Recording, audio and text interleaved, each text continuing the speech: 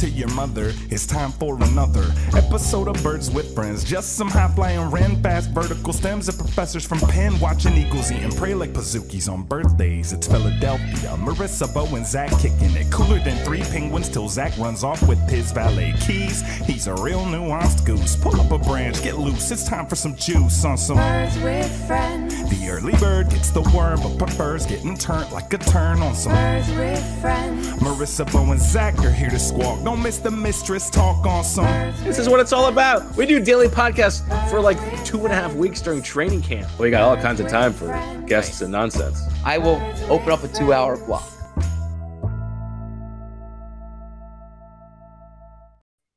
Hello, everybody, and welcome to Birds with Friends on a Tuesday afternoon. Game week is here. We are days away from the open to the regular season. Bo Wolf, Zack Berman here as we turn our attention to the Eagles season. Zack, we haven't talked in a while. The last pod was like 6 days ago. How you doing? I'm doing well. Excited for this pod. Excited for the season. It's finally here. I missed doing the show with you. How you doing? Yeah. It's look. We'll have plenty of opportunities to do the show. We are. Do you think? I mean, do you think it would be overkill? Like, what if we did a show every single day, like 5 days a week, all year long? Do you think that would be too much? No, I think it will only get better, frankly.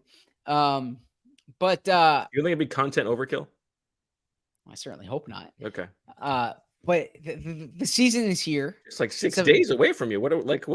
It's too long. The season is upon us, and there's so much to be excited about in Philadelphia, in particular. Yeah, we spoke to Nick Sirianni about an hour ago, and it's like, all right, let's just get the show on the road. There's not much else to talk about at this point, right? You're not going to tell us who the starting safety is. We get that.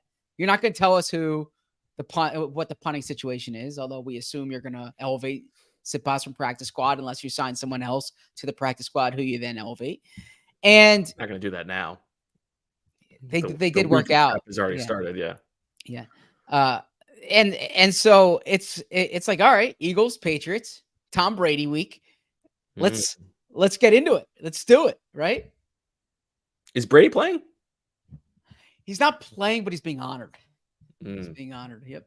Just as you feel like you honor him every time you strap up your bootstraps. It's like you're trying to be the Tom Brady of what you do. Good Jalen Hurts story. Well, thank you. And in the vein of Tom Brady, whenever someone asks me what my favorite story is, you know what I say? The next one.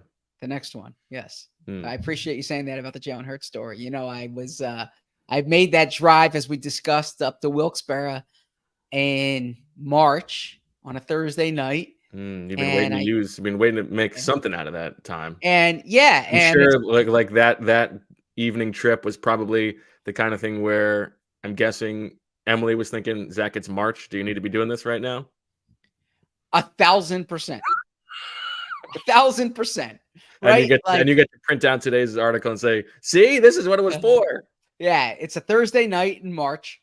And it's like, who else is going? Well, no one else is going, and that's why I'm going, Emily.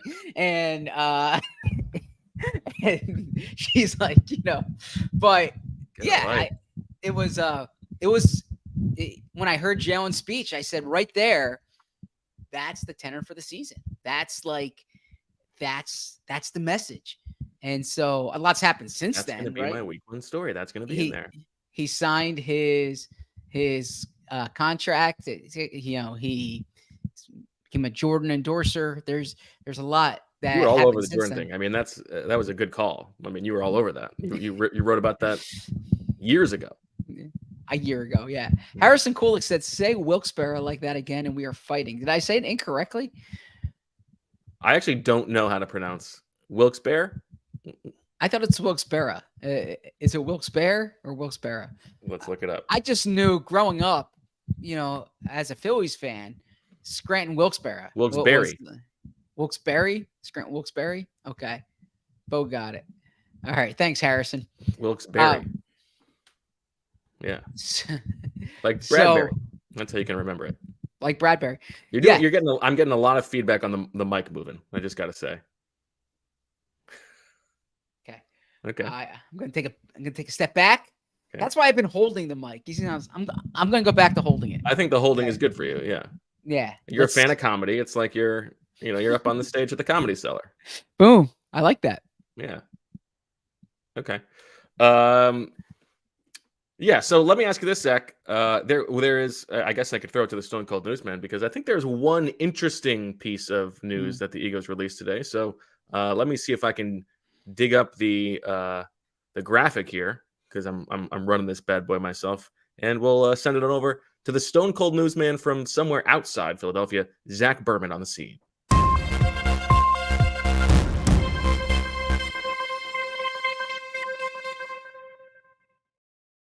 Nick Sirianni held a meeting in which he announced the captains for the Eagles.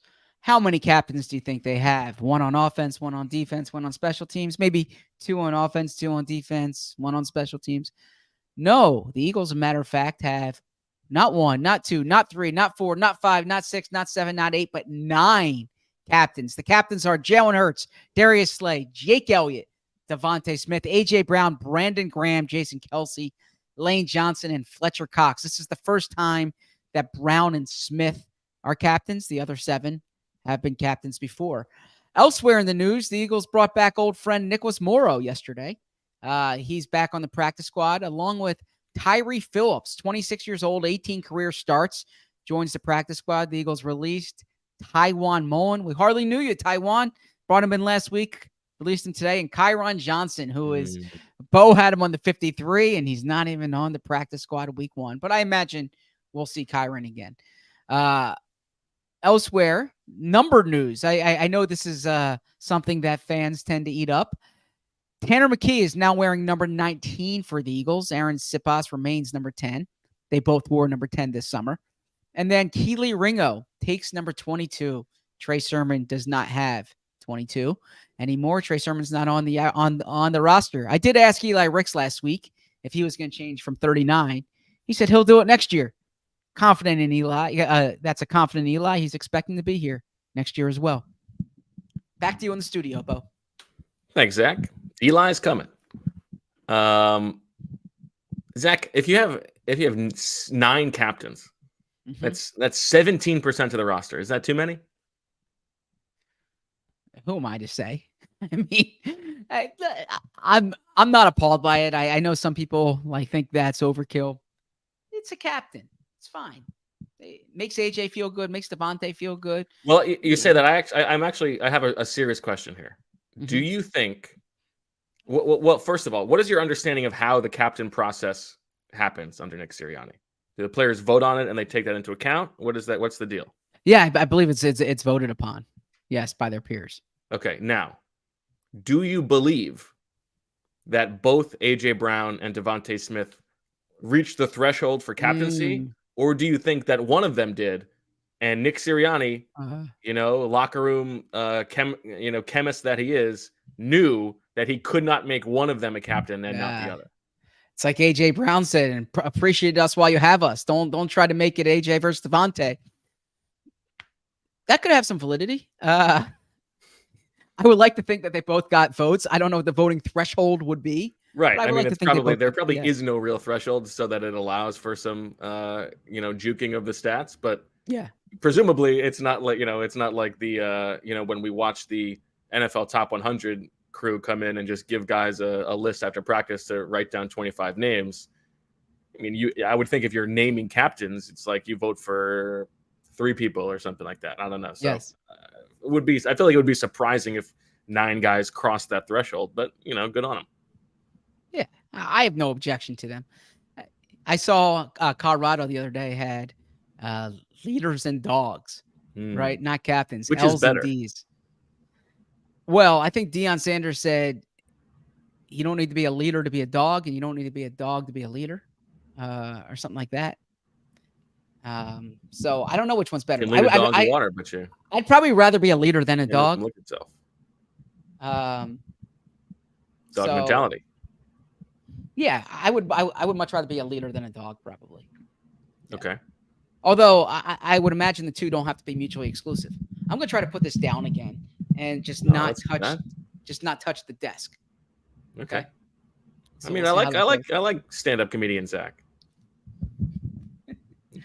Now, obviously, the live listeners will appreciate that I am wearing the classic Pyramid Scheme email shirt, the original, which you can still buy at TeePublic, I believe. I don't know who knows how long that site will still be up. So get it while it's good, I would say. Get it while it's good. I like that. At the Birds with Friends TeePublic store. Anything else that you feel like we need to unpack about the current state of the Eagles before we step back and start talking about our big picture thoughts as we head into the season for this Eagles team? No, I think we've had basically daily pods throughout the summer. I don't think days. Yeah. I don't think there's much more to unpack. Later in the week, we'll get into the Patriots game. We'll see them at practice this week, and we'll have a better understanding there. But you think Nick will send out Matt Patricia as a captain for this game? I don't. I imagine he's trying to find out more from Matt Patricia about the Patriots, right? But no, I don't think Matt Patricia is going to be a captain. Do you think Matt Patricia will get recognized on the screen at Gillette Stadium on Sunday? Do you think there will be like a thank you, Matt, for your work as offensive coordinator last year with Mac Jones? No. Okay. Do you? No, I don't anticipate that. Is the Brady ceremony pregame or halftime? Someone asked me that this weekend, and I don't know. But I certainly want to be in my seat to see it. So no one can see what your pants are doing? All right, that's a ridiculous statement there. Look, he's the greatest football player of all time. So, I mean, I feel like that's a shot at Christian Ellis, but so be it. I will tell Christian to his face if need be. Okay, all right. We got our crystal ball Eagles season predictions coming up in a little bit. We'll get to that later. You are defending a championship there, Zach. Although, I didn't hear what you said. Say that again. I think a lot of people have been talking about. I had feedback in my ear. Let's see if Zach can actually, make some interesting predictions this year, not instead of just saying, I think Josh Sweat's going to have 8 sacks. Like, okay, let's all right. Well, I got to change play up the entertainment value of these a little bit, but you tried to hit a few singles, and Dainese gave you a few singles. So that's good for you. We'll see how you do this year. But in terms of some big picture thoughts as we wrap up the summer. But real quick, I didn't hear what you said. There was feedback in my mic. Can you just repeat it just so I... We'll get there. We'll get to the crystal ball Eagles season predictions. Okay. That draft, yeah. One of the least prestigious of the... who won last year? I just want to clear that up. Who won last year? You won that. I won Super and all the other stuff. Okay. Thank you. Okay. Big picture thoughts. Let me ask you this first. Yes. Compared to a month and a half ago, before training camp started, what is the thing Eagles related that you have changed your mind about the most? That I've changed my mind about. I think, or your opinion has evolved. Jalen Carter is legit, man. And shout out to Tim McManus. Good piece yesterday on ESPN. I wish I wrote it. Very good story. Yeah, Tim did a good job there. Jalen Carter, I think. How much? Like, what percent of your day did that ruin? Look, I mean, Jeff McClain had a really good piece today in Mississippi. Went down to AJ Brown, the AJ Brown origin story. I don't say it ruins my day, but as a prideful writer and a competitive person, you want to be in on the action, right? So yeah. Look, well, now you're bringing up too. I got to ask, which ruined your day more? Probably the Jalen Carter one. The AJ Brown one, you have to go to Mississippi, right? Like sure. That there's. I mean, it's like a great cornerback, Zach. You got to acknowledge that the other guys get paid too. They're going to make plays. You can't make every. Absolutely. I'm not disputing that. I'm giving credit where it's due, but I'm saying you want to be the one who writes that story. So okay. Credit to him, but Jalen Carter was, I thought post Ravens game, he really came on. So impressed with Jalen Carter. And then I see Steve Whitaker in the chat. I hope I'm pronouncing it correctly. It's Wilkes-Barre. Steve Whitaker says, I'd say Blankenship. That's probably the thing that I would really need to kind of plant my flag, take the L, and say that I've changed. When we were on this pod in August, or I'm sorry, July rather, I said it's going to be Sidney Brown and Terrell Edmonds. Reed Blankenship's their top safety by a wide margin. Did anybody say that Blankenship was definitely going to start week 1? I believe you said that. Yes. I'm sorry, I couldn't hear you. I believe you said that. No, I'm having feedback. What was that? Yeah. Okay. You said that. Yes. Yeah. It's your that's your kind of guy there. Blankenship, that's a camp crush. That's so right. you've always decidedly been in the drink my milk every morning. That's not true. Yeah, so I'd say the Blankenship thing is where I've changed my opinion. And yeah, that's not really an opinion. That's you just saw how it played out. Like, unless your opinion is changing that you like about how good you think he'll be. Yeah, look, I thought the team was going to be really good this summer, like going into camp, and I still think they're going to be really good. That part hasn't changed. They've avoided the type of injuries that could, really. The injury thing is interesting because obviously there is luck involved. Like that is 100% true. There's no way to know like what factor there is there, but we do also have to acknowledge that like a lot of this is by design. The red, green, yellow practices they have, it's a lighter schedule. They're on the field shorter times. Their bodies are being monitored, all the sports science stuff. And the only serious injuries they suffered were all in games. Like the most significant practice injury was Patrick Johnson, and he missed a week and a half or 2 weeks. There's no doubt that as we expect, some bad injury luck to befall this team at some point because they were so healthy last year. Knock on wood, so far so good. Yeah, agree. And they need to keep that going for sure. But as Howie said, it would be naive to expect that to remain the case. So we'll see. But I think that the fact that they're healthy, the fact that Jalen, AJ, Devontae, Dallas all looked really good this summer would give me optimism that this team's going to be a well-oiled machine. What about you? So you took my answer. My answer is Jalen Carter. Okay. Because entering camp, I would have, and through the first half of camp, I was, saying the same thing about the expectations for rookie defensive tackles have to be really held in check. Quinnen Williams had 2.5 sacks as a rookie. These guys, Dexter Lawrence, close to the same thing. These guys who are the best in the league at doing what the Eagles want Jalen Carter to do have taken time. And it's not like those were developmental, prospects. Those were also guys who were highly drafted from championship winning programs. Right.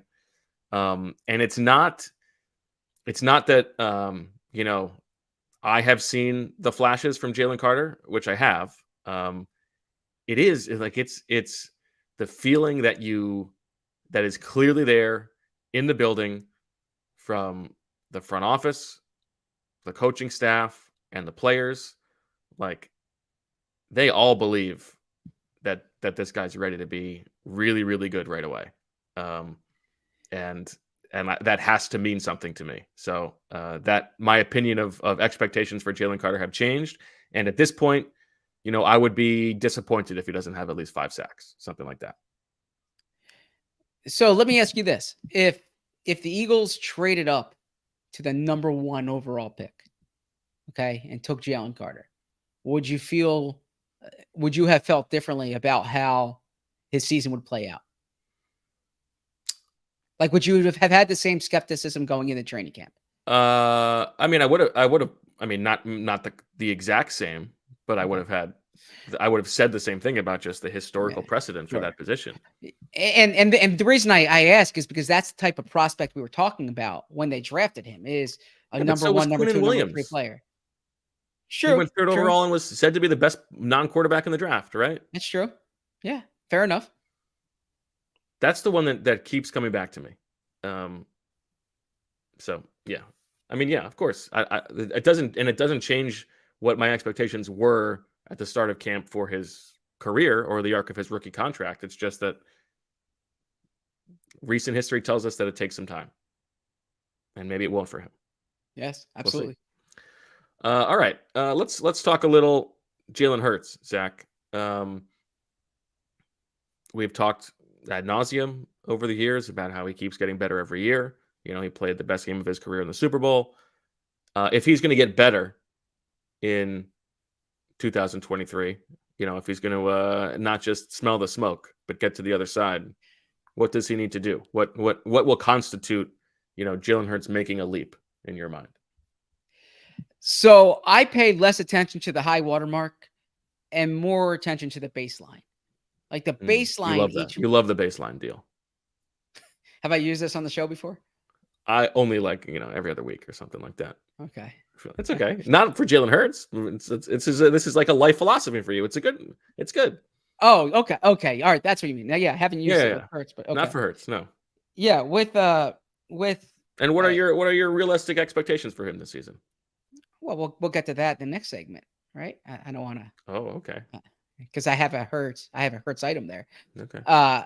What Bo's referring to is I'm fascinated by the concept of, and it's actually something I've heard Malcolm Gladwell and Adam Grant talk about. Like typical performance. Adam Grant, typical performance versus optimum performance, right? Like what's more important, someone at their best or someone on a typical day? In other words, like if you wanted to see how good our show is, okay, would you say, Bo, Zach, give me your best show, or I'm going to pick a random day and see what your show was like that day? What's a better indicator of performance, right? And so in Jalen Hurts' case, we know he could be spectacular, right? We've seen that. What I am curious about is how does he look on like the off day or the mediocre day? Like, is the mediocre day still doing enough that he's winning you games? That to me is what I want to see when the baseline is so high that simply having him on the field gives you a chance to win that game. And I thought he was, at that point really last year, and we're going to see it this year because their schedule is much more difficult. There are going to be weeks when the quarterback on the other side of the ball is, and I don't want to offend all the Jalen Hurts fans out there, but this is just the reality. You can make compelling arguments that the quarterback on the other side of the ball is the superior quarterback on that day. Not definitively, but whether you're talking about Patrick Mahomes, you're talking about Josh Allen, they're going to see really good high level quarterbacks this season.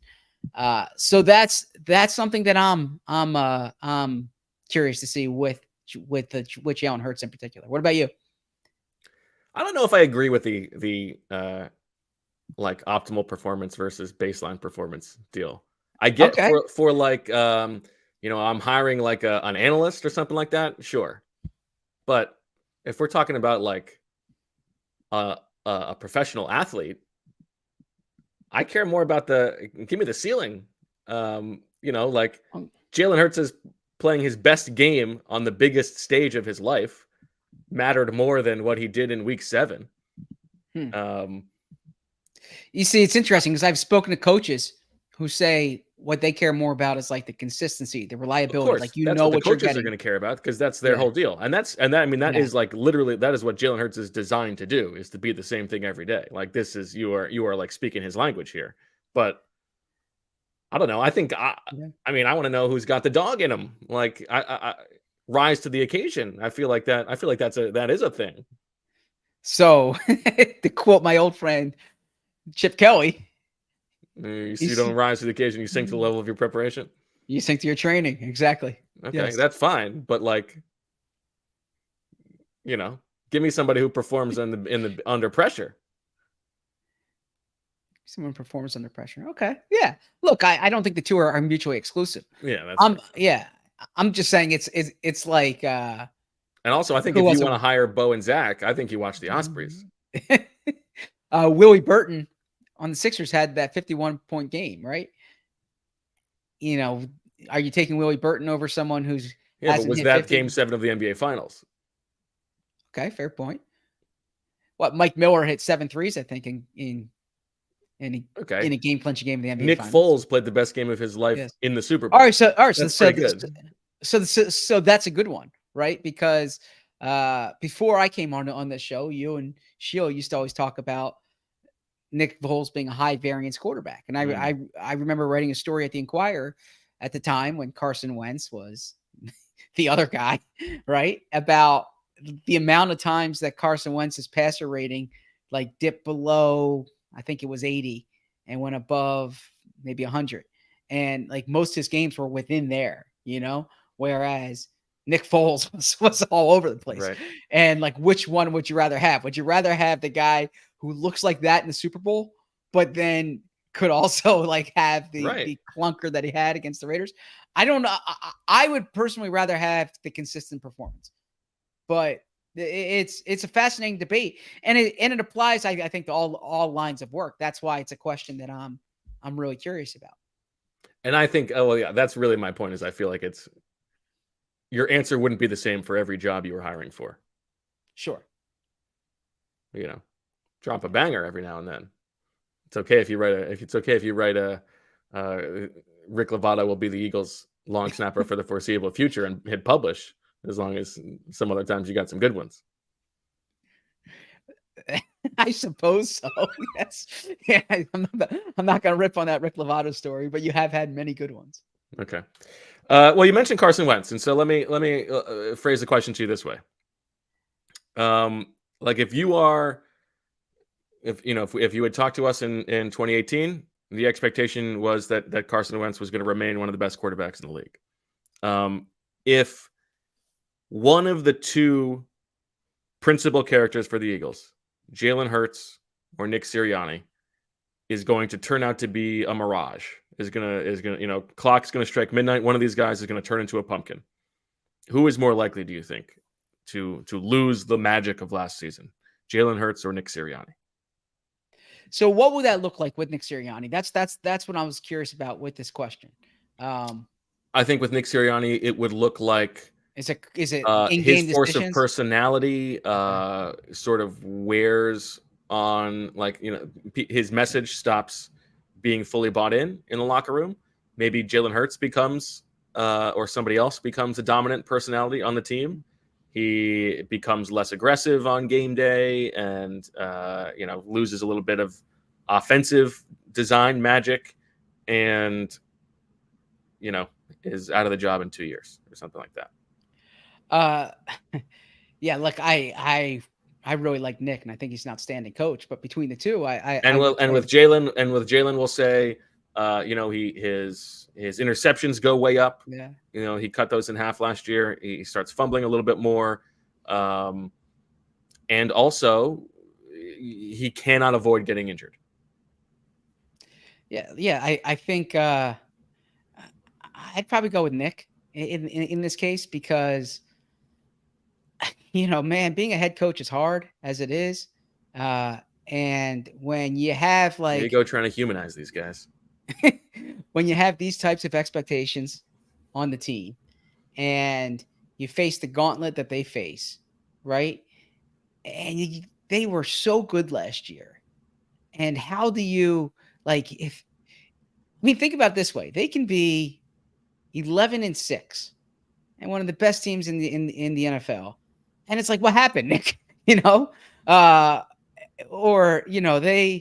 They could be rolling, but they lose twice to the Cowboys, and the Cowboys win the division.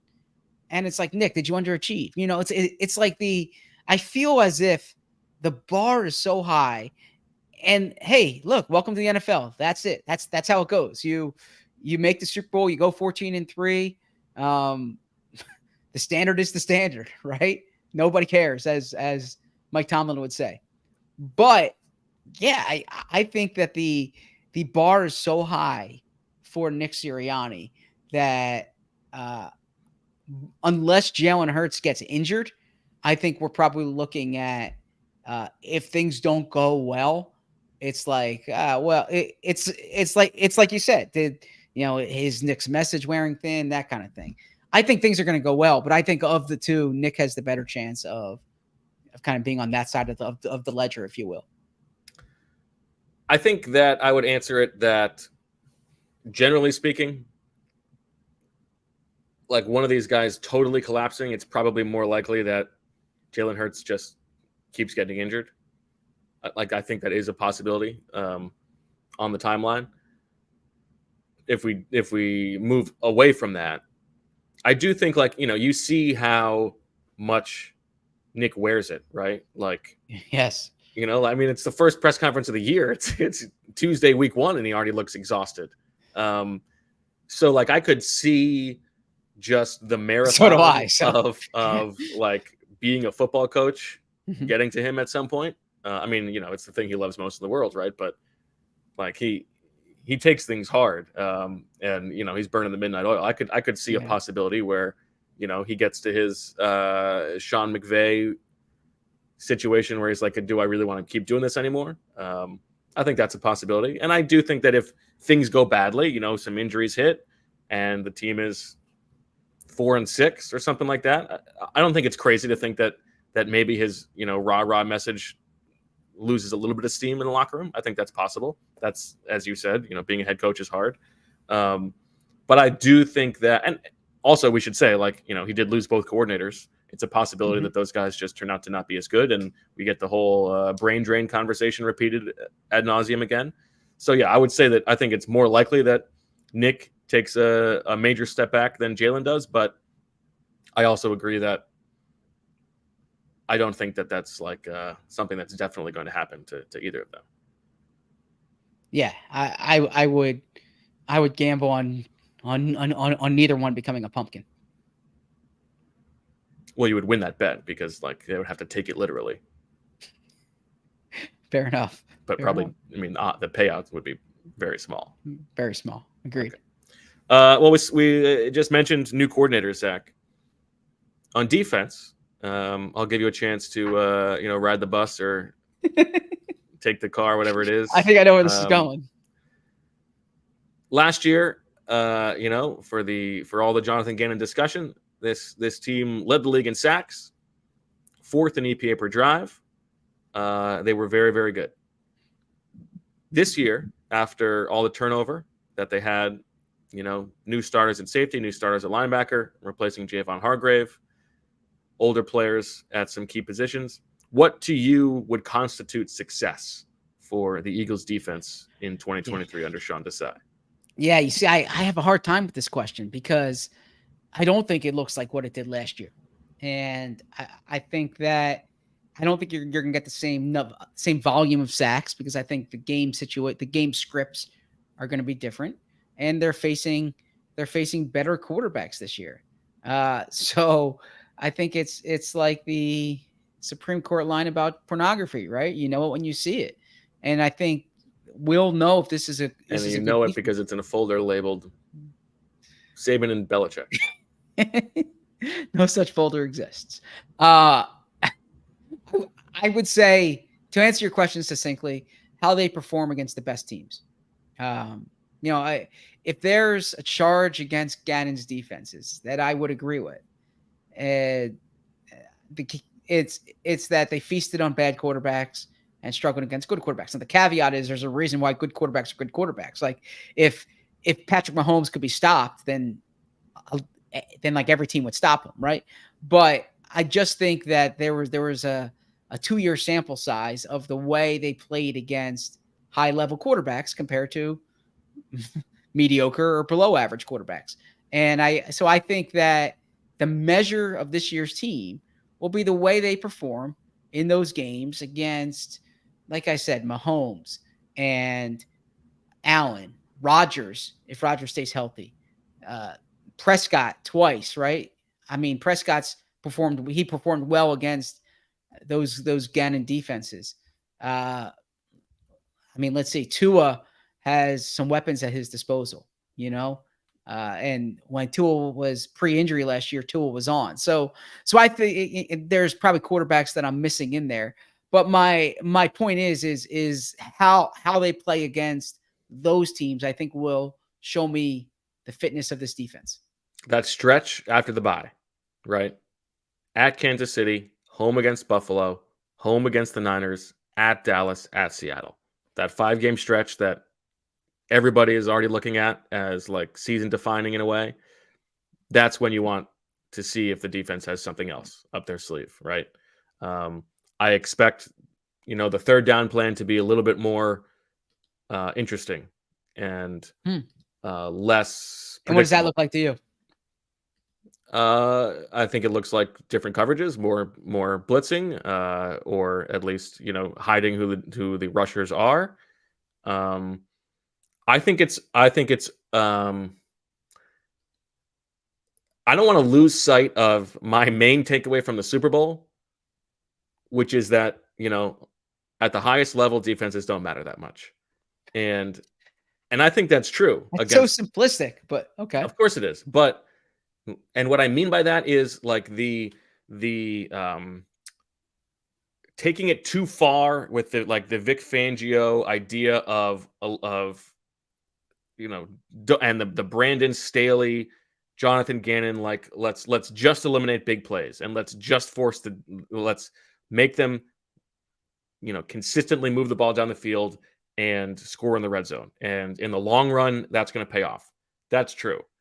I think that is a bad strategy against Patrick Mahomes and Joe Burrow and Josh Allen and Jalen Hurts and the best quarterbacks in the league. I think the best quarterbacks are better than they ever have been. And if you're going to force them to be patient, they will be patient. I think you need to invite some variance against the best teams and hope that you get a big play. I think that's what matters in those big games. So I want to see them be a little bit more unpredictable in those big games. And so I think that it will be sort of an eye test thing, like you're talking about. If I'm going to have to define it, I would say that expecting that this defense is going to need, some time to coalesce with a new coordinator and all these new pieces. Let's just say, they've got the bye in week 10. If they are a top 10 defense by EPA per drive or DVOA, whatever you want to use, the second half of the season, that's what it's all about. Like entering this team being better, entering the playoffs. I think that will be success given what they have on defense. Well said. I agree with you there. I agree with you to an extent on your point about the defenses. Offense clearly matters more. I think That's why there's 5 captains on offense and 3 on defense. I think defense clearly matters, but I hear your point, and I think you stated that. I think you stated that well, and I think the standard can't be the statistical performance from last year. It needs to be kind of the aggregate performance relative to their schedule and the way they play in those games. Okay. All right, Zach, let's get to the Crystal Bald Eagle predictions. Let me see if I can. Which was won by whom last year? Well, let me see if I can pull up these wild predictions that you hit that were so impressive. You can't go broke making a profit. Yeah, right? Well, isn't that what Jalen says? I'm going to hope that, I think we should have Dainez on the show on Friday. Let's hope that he's a little bit more punitive with your, singles predictions this year.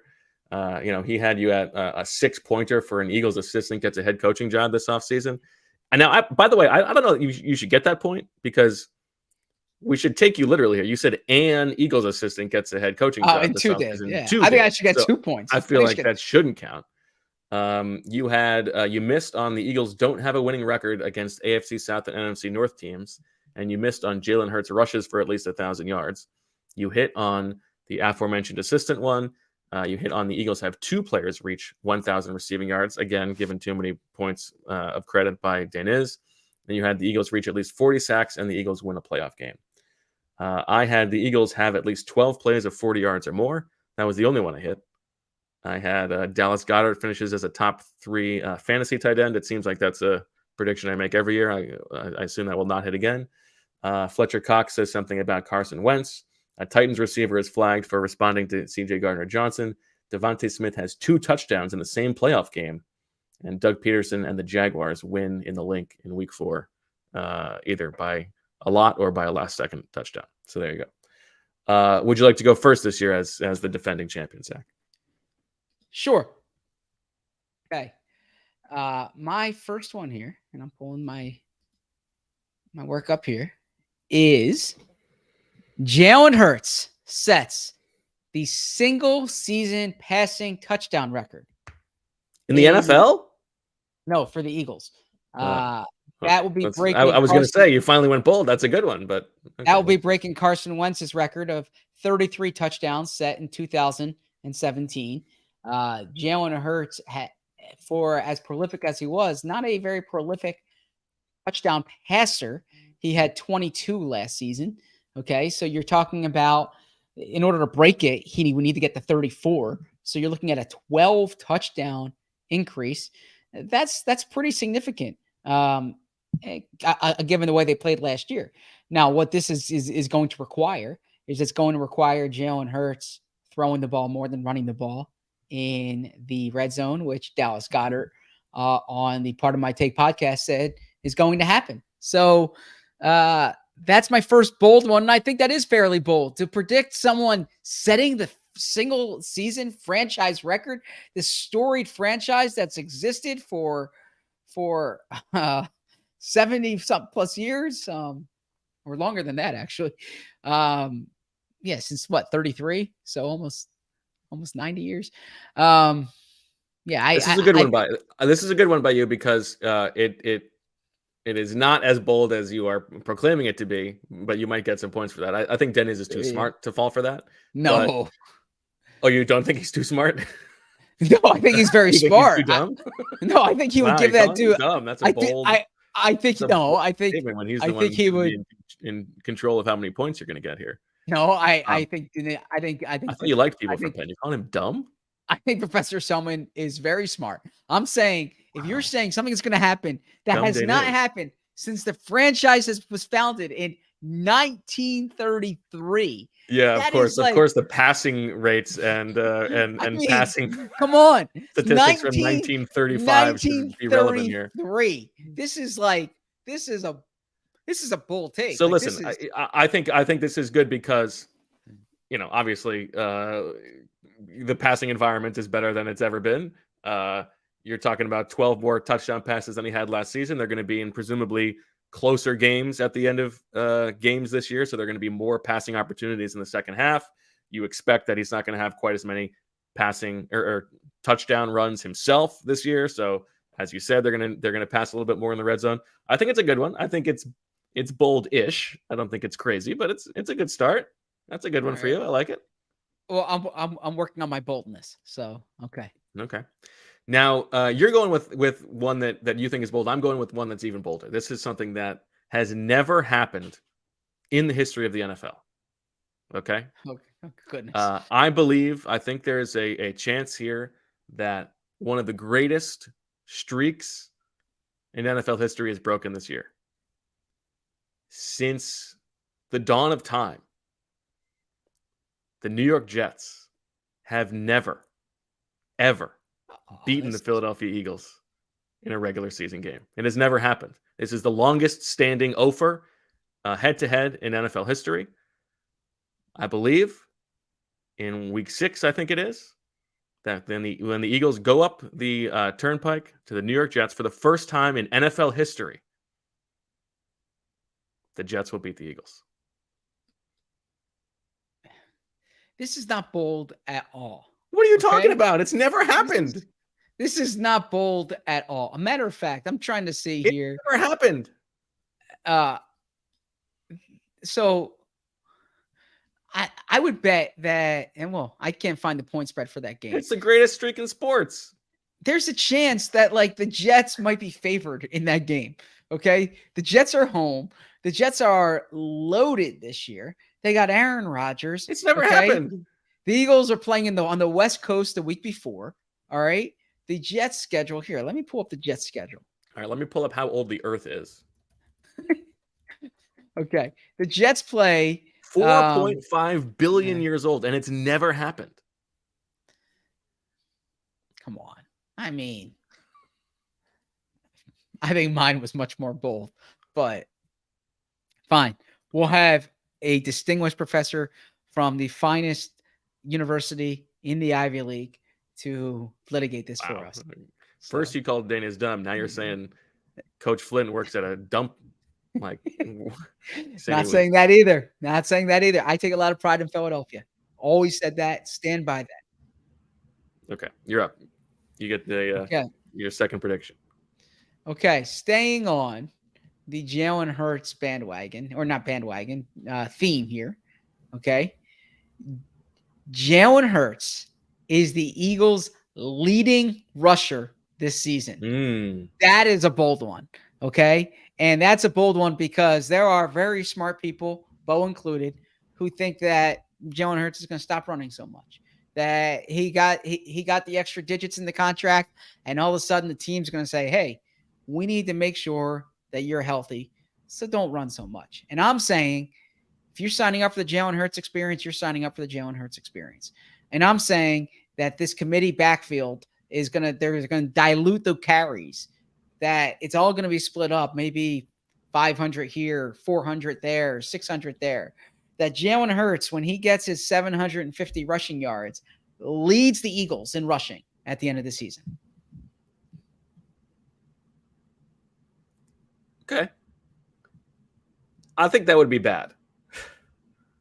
I think that would be a bad sign for the health of the franchise if Jalen Hurts leads the team in rushing, but I guess you're right. Embrace the uniqueness of his game. Well said.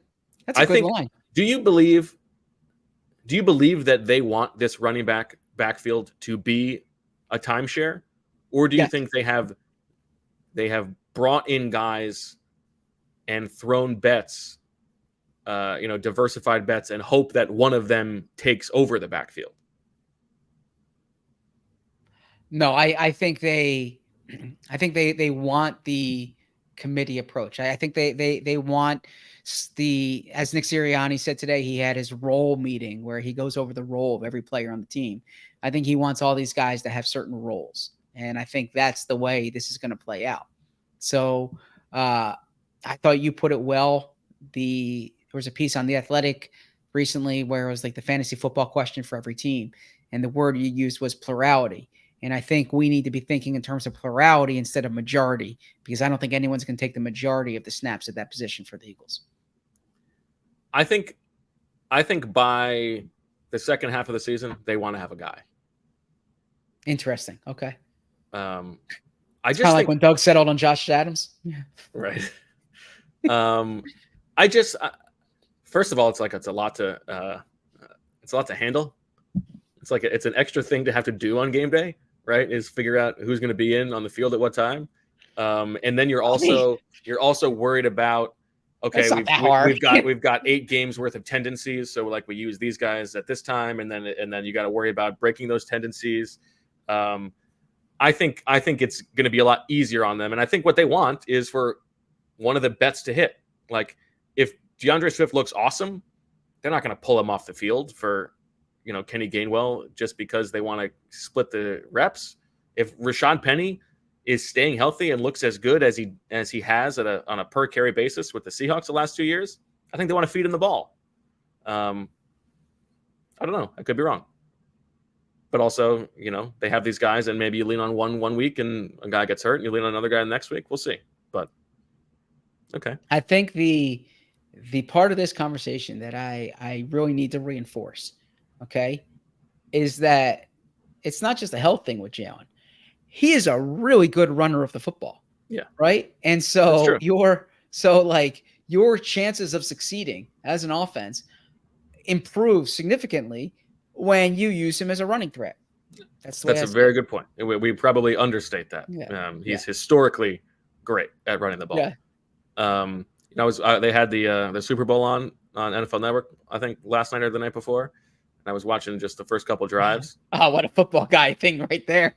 Watching the Super Bowl. Yeah. And there's like that one drive, that one carry he has on the opening drive where it's just like, Devontae Smith, like sort of kind of blocks a guy for half a second and he just gets like 11 yards, gets a first down. Like that stuff is so valuable. And he does it in a way in which most of the time he's able to keep himself from getting hit. So yeah, you don't want him to pass up those easy yards. I think that's fair. Okay. This is not the most exciting one, so I'm going to get it off the schneid now. But I think this is a thing we've seen happen before, and I think there are some possibilities out there.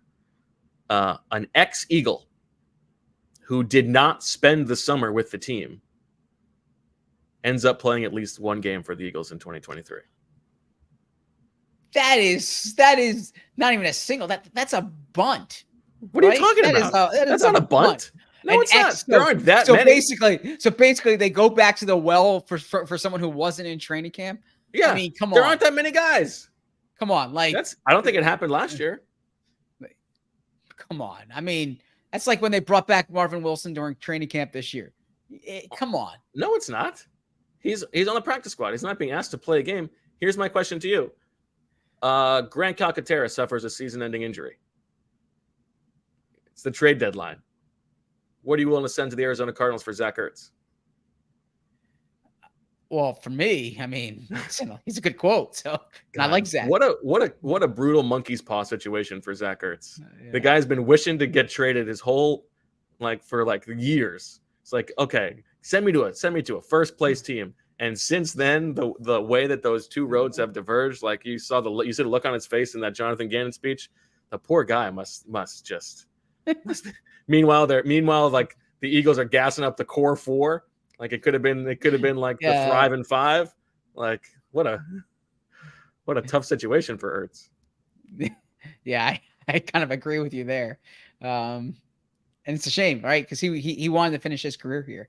They just did not want to pay him. So I don't think that's a very bold take, but we'll let Professor Selman be the judge of that. Okay, you're up. Round I am up here.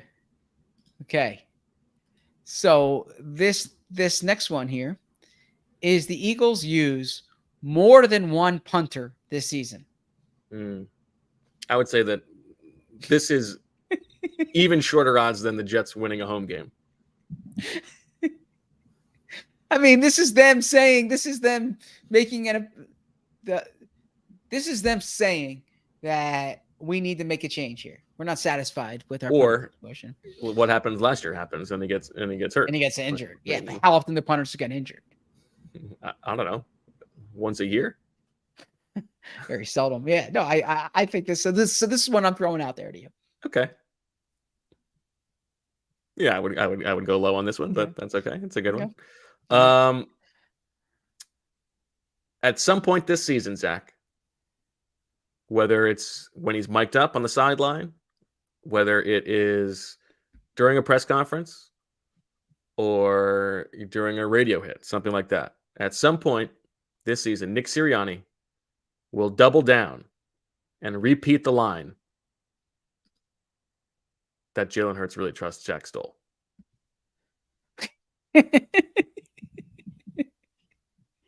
I hope Nick listens to this because I can see him having fun with that one. Yeah, there's got to be some type of scenario in which that you love that line. So sure, let's put that one out there. That is very specific. Thank you. Okay. This one here, this is a very high degree of not happening. Okay. Okay, good. So putting this out here, I don't think it's going to happen, but look, I'm swinging for some points here, and that is the Eagles lose back-to-back games more than once this season. Ooh, that's a good one. I like that one. And so you're talking about at least 4 losses this team would have in that situation, and that the losses wouldn't be scattered, but would be, would be those like the sky is falling in Philadelphia type things, right? If this team loses back-to-back games, that there's a lot of what to you looks like the most likely back-to-back loss, the second most likely after Chiefs Bills, and let's say discounting either side of that. Okay. What do you think is the most likely back-to-back loss situation? I'll run through it really quickly. At Patriots week 1, home versus Minnesota. At Tampa Bay, home versus Washington. At Los Angeles. At the New York Jets, home against the Dolphins. At Washington, home against the Cowboys. Then you got the bye. Kansas City, Buffalo. Then you've got home San Francisco. At Dallas. At Seattle. Home Giants. Home Cardinals. At Giants. I think outside of the Kansas City Buffalo, I mean that stretch there's at Dallas, at Seattle, or maybe they lose the Dallas, lose the Kansas City, beat Buffalo. then lose to San Fran and Dallas. Right. I don't know that stretch to me would be the one that jumps out to me. Yeah, I think that's right. The first, I was going to talk about this in our sort of season-long predictions, or at the end with our final record predictions. But that first half of the season, like the getting needs to be good. Yes, I feel like if they are, I mean, definitely less than 6-3, but probably even 6-3 would feel like a bit of a disappointment with that opening 9-game stretch. It's the National Football League. Any given Sunday, anybody can do anything. But just given the expectations, given the quality of the roster, I feel like if they're not at least 7-2, it would feel like a little bit of a disappointment. Sure. I'm with you there. And I think we said it when the schedule came out. They need to pile up wins early because those wins are going to be harder late. All right, I'm going to point you towards that Week 13 game, Zach. I would say the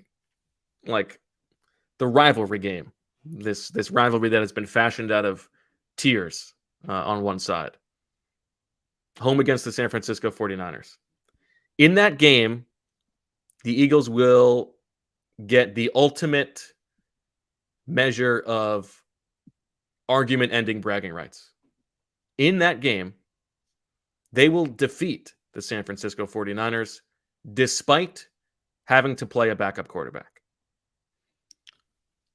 The Eagles are playing a backup quarterback. Now, I don't know if that means that quarterback will play the whole game, if Jalen Hurts will get knocked out of the game, but in that game, the Eagles will win despite a backup quarterback throwing at least one pass.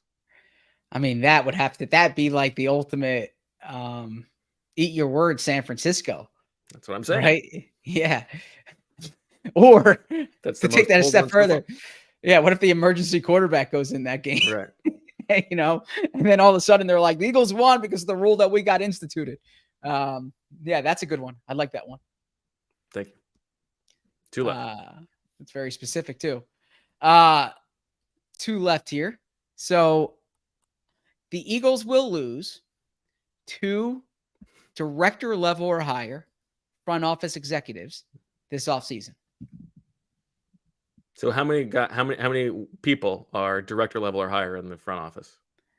There's about like 6 or 8 of them.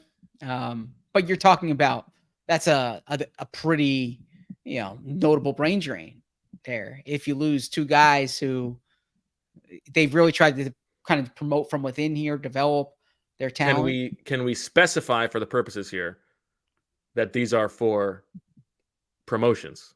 And it's not just all right, good one. It's not just contracts expiring. Yeah, fair enough. So basically, you are predicting that at least 2 people will be hired at the assistant GM level, at least elsewhere. Why don't we clarify it that way? Correct. Okay. Yep. Yeah, I think this front office has become, for lack of a better term, the envy of the league, or one that the league really admires and respects. And I think there's a lot of good young talent. And as you astutely pointed out, when we had this conversation back in the spring, there weren't as many GM openings this season for there to be that type of change at kind of the assistant GM level. Typically, the year after, there's not a lot of GM openings. There are a lot of GM openings. And when there are GM openings, assistant GMs come in. And I think there's a lot of good young talent in this Eagles front office. Okay, so there are 13 people at the director level. No, 14 in football operations. I can read them down to you. You tell me if you had to put your turkeys on one of these people being an assistant GM or GM elsewhere, who it would be. So you got Katie David, football operations director. Jeff Scott, director of football operations. Dan Ryan, director of team travel and football logistics. James Gilman, director of football analytics. Good podcast with Fran Duffy, by the way. Did you listen to that? Did not. I have to listen to that one. Kevin Doherty, director of football operations, or video operations. Adam Berry, the twin brother of Andrew, director of football operations and strategy. Connor Barwin, director of player development.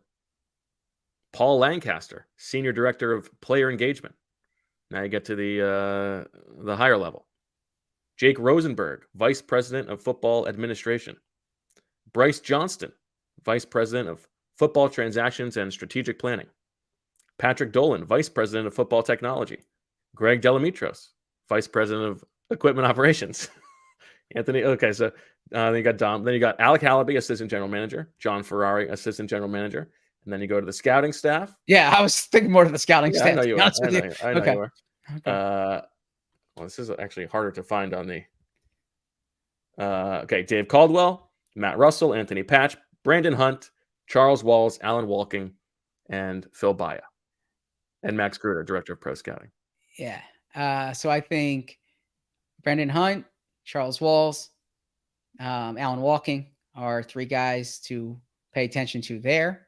I think Alec Hallaby is someone to pay attention to for potential GM openings, right? Because his next step wouldn't be assistant GM. His next step would be GM. And if the Eagles continue on this track, I think that's certainly something to watch.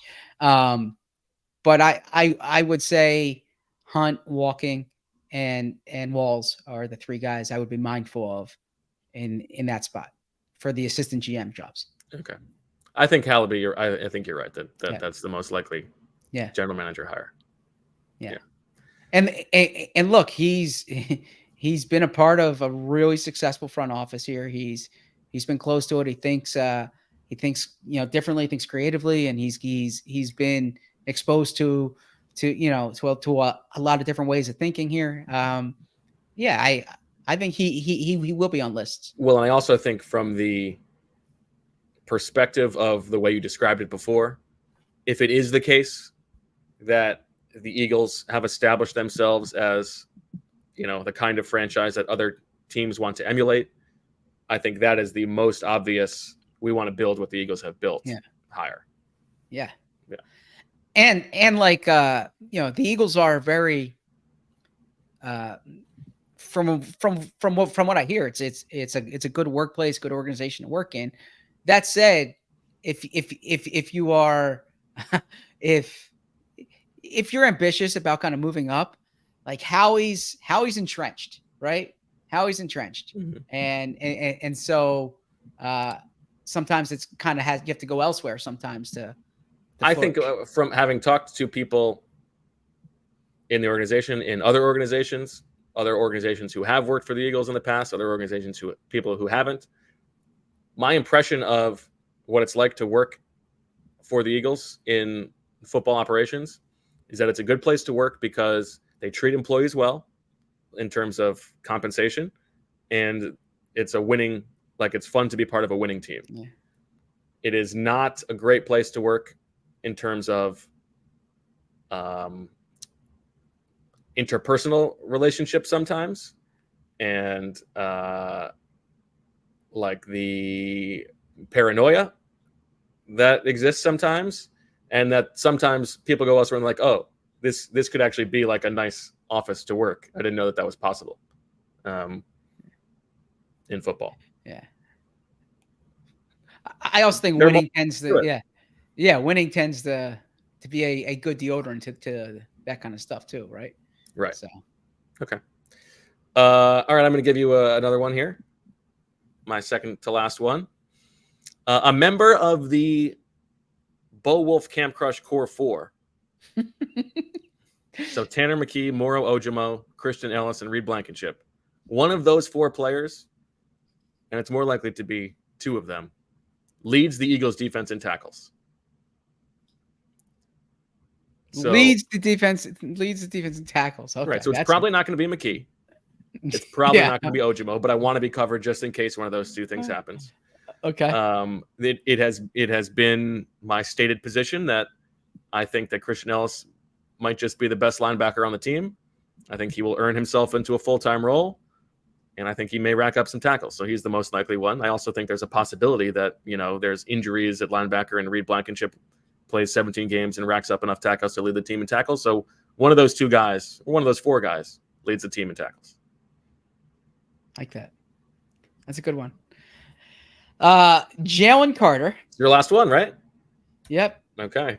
So I have two here. One's like really off the wall, but I'm trying to get a base hit here. And actually, I don't even think this is a base hit. I think this is more of like a double You're rounding on the record now third. as accepting it as a base hit. No, So no, it's not a home run. I admit that, but it's a double rounding third. So you mean rounding second?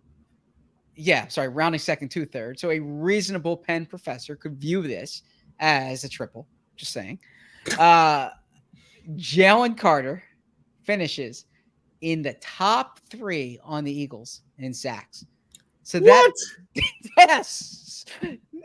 Look, that means more. That's a single. That is no better than a single. That's not a single. Sure. No way. Okay. So let's take Sweat and Reddick out of the conversation for a moment. I almost knocked down my water. Okay. Let's take Sweat and Reddick out of the conversation. You're talking about Brandon Graham, double-digit sacks last year. Fletcher Cox, 7.5 sacks last year. Nolan Smith, who has a higher probability of getting to the quarterback around the edge. You're talking about your boy, Milton Williams, who you think is going to be like the second coming.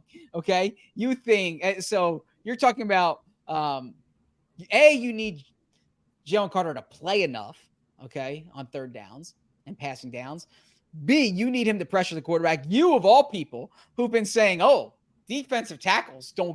D tackles don't get sacks. Only 2 rookie D tackles have had more than 6 sacks in a season. And now I'm saying over the last decade, not ever. A team that had 4 players last year reach double-digit sacks. 4, okay? Jalen Carter, the rookie defensive tackle who's defying the odds, is going to finish top 3 on this team. I mean, who says triples are lost? This is a triple right here. That's a base hit. Now, before we get to the merits of that, I do want to note, just for everybody watching, please note, next time Zack talks about their relationship, that he mentioned every single person on defense who could potentially be in the top 3 in sacks and did not mention Derek Barnett. I will be sending that to Barnett's people. And we'll see what he thinks about that. It's a good one because, we're all going to be very focused on what Jalen Carter does. I think it's like it's 50-50. If you assume that Brandon Graham's not going to be as productive as he was, then it's like a race between Milton Williams and Jalen Carter. But then you're bringing in potential injuries to the 2 guys on the outside. It's a fun one. What do you think that number is going to be? Water gun to your toe. 7.5. Wow, 7.5 sacks. That'd be pretty good. It'd be crazy if he gets 7.5 sacks, but is 4th on the team in sacks. That would be crazy. That mean they're in good. Yeah. All right, my last one. I'm gonna get a little bit show specific here. A little navel gazy. I hope this doesn't happen because I want her to take full advantage of the leave that she has, rightfully earned. But something tells me we know she's a sicko, right? I find it hard to believe. I hope she doesn't do this. I think that at some point before she officially is off of parental leave, Marissa Dunn will appear on Birds with Friends. Well, that's a bunt single. What are you talking about? She shouldn't do that. That's going to happen. Why would it happen? She's been on the chat, but that doesn't count. Yeah, to be on maternity leave and fire up like the webcam to have to do that? That doesn't seem reasonable. I just think it's a level of her sickodom. We shall see. We shall see. Okay. I think that's going to happen. All right, we'll see. All right. We'll see. All right, Zach, let's talk predictions. We're doing those today, not Friday? Yeah, Friday's about the game predictions. Okay. All right. So I'm ready for this. What's also interesting here is we'll find out because Marissa now has the power to give one of the 2 of us points. It's going to be fully in her control. If she decides that she likes you better, she just won't come on the show. If she decides, no, that's both okay. deserves points, then she'll just do it. That's okay. So I'll put it this. So I have them at 11-6, but I can see 12-5. I have to. That's too bad. I'm going back and forth between 11-6 and 12-5. This schedule is hard, man. That November, December stretch, like, whew, you got to earn it. You got to earn it, man. And if you get injuries during that period, that could affect you. So I have that. I have 11-6. Okay. I think is that winning the division? Yes. Okay. Winning the division with a tiebreaker over the Cowboys. Okay. Okay. But not getting a first round bye. Okay. Home game in the first round. Okay. I have them winning the divisional round. I have them winning the championship round. And I have them losing in the Super Bowl. Again, walking through the fire twice. Yes. Dying from smoke inhalation. Yeah. To who? The Kansas City Chiefs. Wow. Look, I mean, history is the best predictor, I guess. And I'm going back and forth there. Like I like the Bengals a lot too. I know Shield does. I like I think the Bills are really like not getting the credit they deserve. I think the Ravens are an underdog. I think the AFC has like 5 teams. I think the Chargers can make a legit case to win the Super Bowl. Okay. What about the Jags? They just played yeah. Andy Reid in the Super Bowl. What if Doug Peterson's next? Yeah. So, and again, I think the Eagles are loaded. I think they're a really good team. And I think that the experience last year will help them. I just, I'm going with, I don't know. I don't have an official prediction yet. I didn't know we were doing was that on the rundown? You didn't fill out Josiah's, Not yet. I was going to do that tonight. I've been tied up. Yeah, that I don't think that was on the rundown. No, but I said predictions. Okay. We're doing it in the written piece for tomorrow anyway. 6 very specific predictions for you to defend this title. Yeah. Okay. Yeah. This is what we do during this show. I'm sorry you don't remember what we do every year. Yeah. I don't know. You got to speak your truth. Man, that would be tough. Yeah, getting there and Super Bowl rematch and losing again. So this is the thing. I don't think there's a team in the NFC that's better than them. Like, I don't think they're losing to the Cowboys in the playoffs. I don't think they're losing to the Niners in the playoffs. So I think the Eagles make the Super Bowl. I like some of those AFC teams, man. Yeah, but maybe going through the easier playoff road makes you better prepared than the teams who are going to have to go through the AFC gauntlet. Yeah, that too. By the way, I don't think it's like look, if you're picking a team to make the Super Bowl, that's really big deal, right? That's like, yeah. Well, no, it's not a big deal. It's just a thing you're saying. It's not. No, I'm just saying it's not like you're like a hater. Wow. All right, let's hear yours. I have the Eagles 11-5 as well. I have them not winning the division. I have the Dallas Cowboys winning the division. I have the Eagles entering the playoffs as the number 5 seed. In the first round, in the wild card round, the Eagles travel to Lambeau Field. And they get a W. They beat Jordan Love. In the second round, they got to go to Dallas. And they get a W. They go to the NFC Championship game. In the NFC Championship game, in their third consecutive playoff road game, they lose. That's where I have the season ending. Sorry to be... I'm even less, more anticlimactic than you. I have the Eagles. I think it's just really, really hard. This last season was so special. I believe in the power of Jalen Hurts. I believe in the incredible roster on offense. the NFL is there's too much unpredictability. I don't think I think they're going to fall in the NFC Championship game and more smoke. So less what's your Super Bowl pick? I haven't decided yet. You give me that, and you haven't decided yet?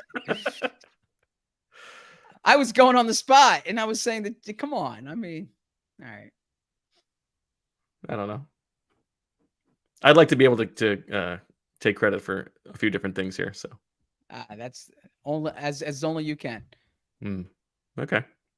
Sorry, I feel bad for the listeners. It feels like they want to cancel Birds with Friends. They don't know. They're loyal listeners. I hope so. Me too. All right, Zach, are we doing just one more show this week? Friday? Yeah, week Friday. One swooper? Friday, then post game. Yep. Okay. Well, I got to get in touch with Daniz. See what we can do. Anything else we need to pay attention to this week? Back at practice. Make sure.